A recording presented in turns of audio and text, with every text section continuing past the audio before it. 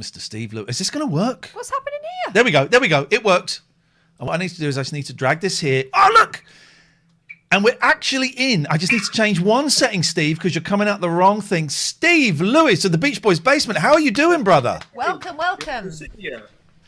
I had one of those Help Me Rhonda t-shirts, and I couldn't find it to wear it tonight. So instead I've got my Pez dispenser. Oh, very cool. It's I love that. It's a Nez dispenser. All right. Isn't that decent, huh? That is very cool. Steve, I'm going to fanboy over you. First of all, it's so lovely to meet you. Thank you so much. Thank you so much for joining us. So this is Steve Lewis. I'm going to be posting the link a couple of times in the chat. You do the Beach Boys Basement, which is a series of like little 15-minute films about really niche aspects of the Beach Boys. How long have you been doing it for, Steve? It's been just over 2 years. I was getting ready to do it just as the pandemic set in, so it was like perfect timing. And here's the question. I want to talk a bit about the Beach Boys. I also want to talk a bit about creativity, because we do this and we've got a few people that stream and do YouTube channels partly inspired by us. So I guess the question is, why? Why did you do it? Because there's a lot of work goes into it. Well, a couple of things. I was looking for something creative to do because I'm an accountant by trade. So I wanted to do something creative. I love music. I'm kind of a Beatle guy, and a Monkees guy, but the Beatles get plenty of coverage. So there wasn't any point for another Beatle channel. And the Beach Boys, there's so many interesting aspects. They've been through so many phases. They've done so many records, some of which are phenomenal and some of which are actually pretty embarrassing. And they're all fun to talk about. And the other thing was I wanted to learn more about it. And the feedback that I've gotten through the comment section has just been, I've learned so much from the people who've commented. It's been really phenomenal. You get some big Beach Boys hitters as well. Andrew Dogue, I know, who's, we're getting a little bit too niche here, guys. Don't worry, I'll pull it back. But you get a lot of the big, have you had anyone from within the Beach Boys camp themselves get in touch? No, I haven't. I did have, and I'm afraid I can't remember the name. I did have somebody who was in the backing band in the 70s. Really great guy, and I'm really sorry I'm blanking on his name. And I recently heard from Steve Carver, who did the illustration for Full Sail on the cover of the Light album. Okay. Talking about how that album cover came together with the 12 different illustrators, which I thought was quite interesting. Here's my thing, right? And this is my controversial Beach Boys take. Go on. Kokomo is greater than Pet Sounds, and I don't like Love You. I don't like Beach Boys Love You. I love the Light album, and I kind of enjoy Summer in Paradise as well. But is that Love the one You, that's got Here Comes the Night? The disco version of Here Comes the Night. I love the Light album, Steve, and no one else loves the Light album. What is that about?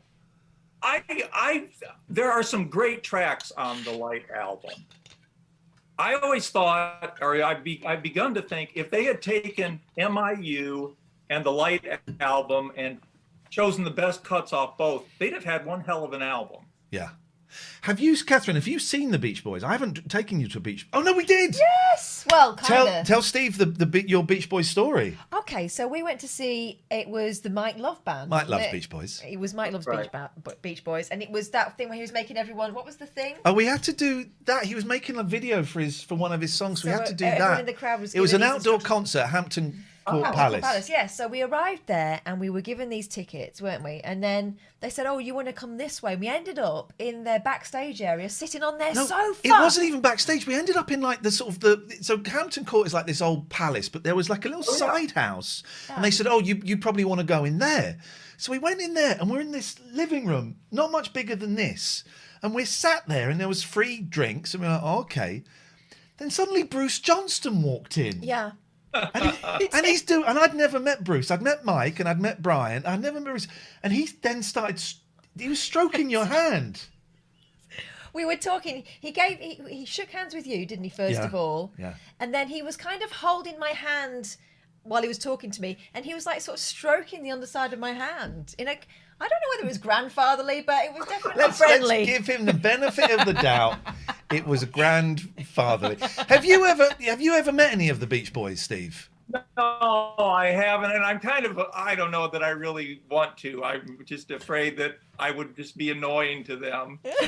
Though I understand that they're very friendly. I mean, they all come across as being, you know, I hear great stories about all of them in, you know, personally, you know, meeting fans and things. I've met Brian, I think 3 times. I told you about how he phoned me up once. I met Mike once backstage at a concert. I was so nervous. I met Al Jardine at LAX. Yeah, that didn't go so well, did it? I saw Al Jardine wandering around. I went, oh shit, it's Al Jardine. Right, think of a really cool song. Okay, take a load off your feet. And so I went up behind him and I said, Mr. Jardine. And this is what he did, Steve. He just went, yeah, what do you want? And I was gutted. And I just said, I just want to say thank you for the music. Yeah, okay, great. And he walked. I mean, it was forever afterwards. That's entered our lexicon. If you get Jardined, it means you get kind of shunned. You get blown out. Get blown out. But you haven't met them. But you are slightly older than me. You saw them with Dennis. You saw the full lineup. Oh wow! I started following them seriously in 1980 and becoming a completist and buying all the albums. So I saw a few shows there in the early 80s with Dennis. Wow. Any good? Because the early 80s were not a great time for them as a band. There was some great stuff like Nebworth, and then there was stuff like, I think it's the Seattle one where it's a car crash. Yeah, I saw a show in 81 in the Detroit area, which is where I lived at the time, where I live now, where Dennis was there, Brian was there, but neither one of them were in any shape to participate. And I happened to be in the second row where I could really see the tension that was going on stage. It was very memorable, but yeah, it was a little scary. And I understand, I believe at the time there was a restraining order that Dennis wasn't even supposed to be there, which of course we were not aware of at all at the time. It was only years later that we found out about that. But from the way he was acting, I can understand why there might have been a restraining order. Here's the thing. I love Dennis Wilson, Pacific Ocean Blue, Little Bird, all of that stuff. I think it's great. But I'm a recovering addict. When I was taking drugs and drinking, I was a nightmare to work with. And he was insane and was crazy and was unreliable. And it must have been...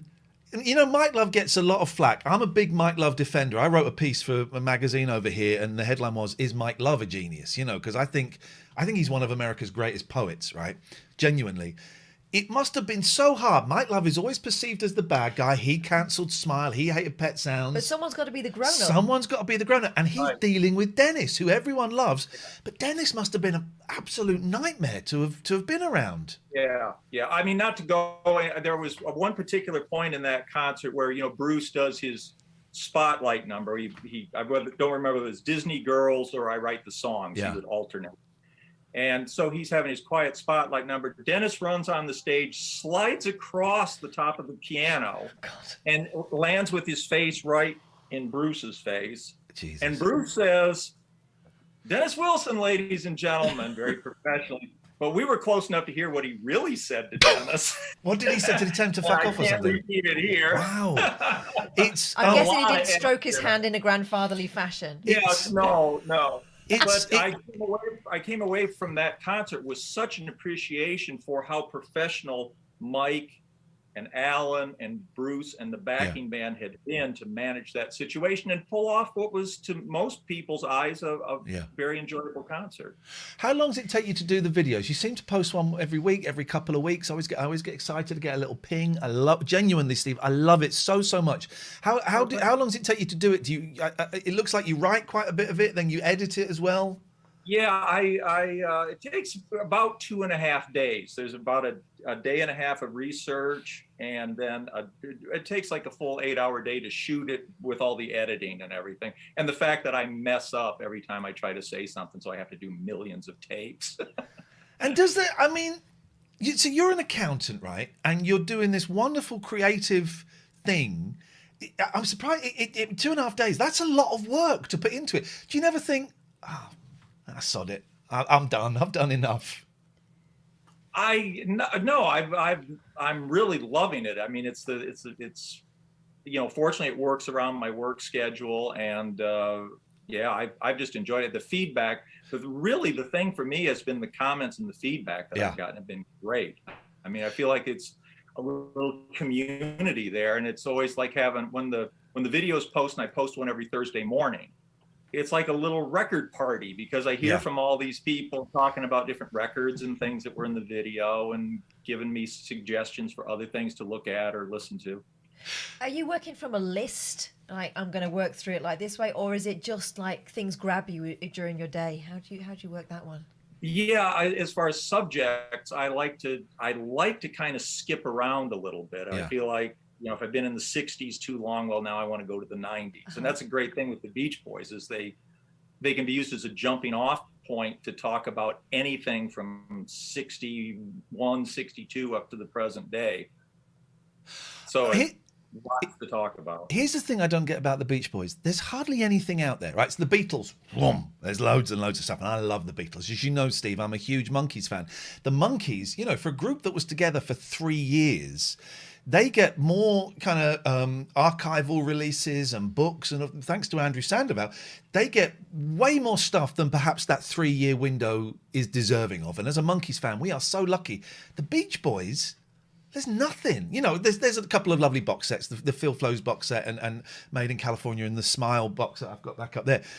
But there's only one podcast. There's not that many. But there's why are they overlooked, do you think? That's a good question. I think maybe it's hard for people to see beyond the hits. Yeah. They've been an oldies band for so long, and so much of what's interesting about them is lost. I don't know. It's good for me because.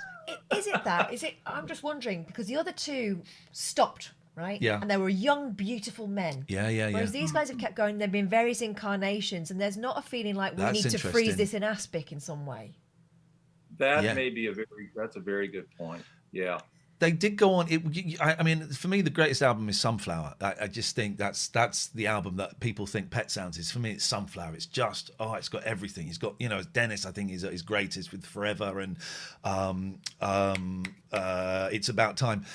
But there is an argument. Maybe they should have stopped. Maybe they should have stopped after that. There's some great stuff on Surf's Up and Holland and stuff, but they just kept releasing albums, and you think, guys, please, come on, that's enough. You've done enough. Let's just stop. I've got to say that I've got a soft spot for the two 80s albums, Keeping the Summer Alive and The Beach Boys. The Beach Boys is a mess of an album. It's produced by the Culture Club producer. Wow, okay. And it sounds like Culture Club. Yeah. But I think you've got a bit. It's not Schadenfreude, but you kind of like the cheek of them trying something so different. Oh yeah. I like. One of my other favorite groups is the Kinks, and a lot of their stuff in the 70s is unlistenable. I like bands, Steve, that lose their way quite a lot publicly in a public forum. I took my boy. I got my boys next door, and I took my eldest when he was probably 7. We went and saw Brian Wilson at the Palladium. Magic. It was a real magic thing. And he said, Daddy, why does he not play the piano that he sat in front of? And I said, boy, let me tell you a story. This is a warning. I do worry about Brian Wilson touring. I kind of think, what do you think? I think he's done enough. He doesn't owe us anymore, does he? Yeah, I don't know. I have tickets to see Brian Wilson in Chicago in July, and I haven't seen him since the Smile concerts in 2004. Yeah. I'm assuming he's doing it because he wants to do it. Okay. That was certainly not the case when I saw him in some of those early 80s shows. Right, yeah.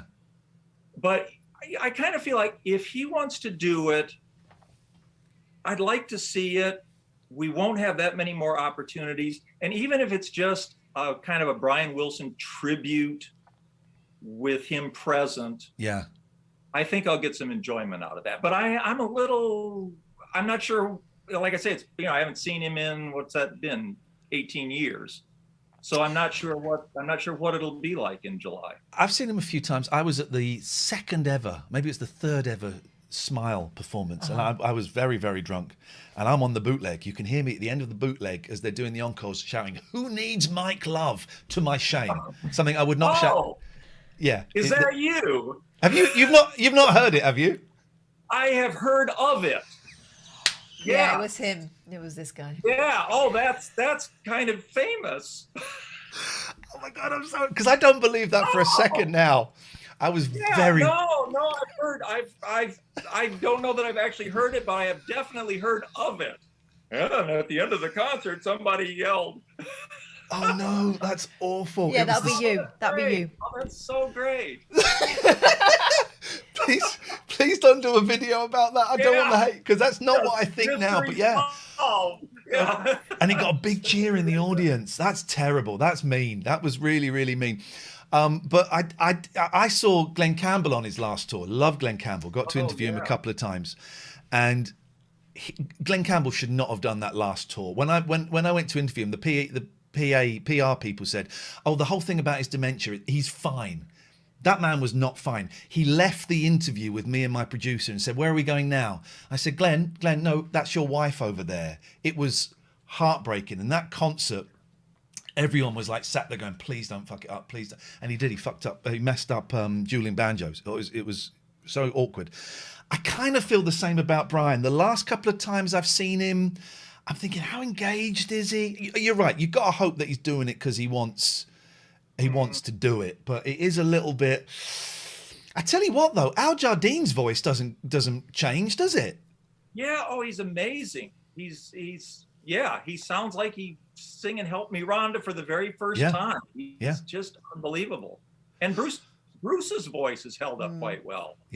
Last time I heard, which is 2018, I think. Yeah. But I thought his voice had held up quite well. What topics have you got coming up, Steve? Because I love it, because you do. There's I don't know if you heard the Beatles podcast, Nothing Is Real. And they're friends of the show. It's a great podcast. These two Irish gentlemen who know everything. And it's what it is they're doing 5 parts on Hey Jude. You know, it really gets into the nitty gritty. I thoroughly recommend it. If you're a Beatles guy, Nothing Is Real. It's just a joy.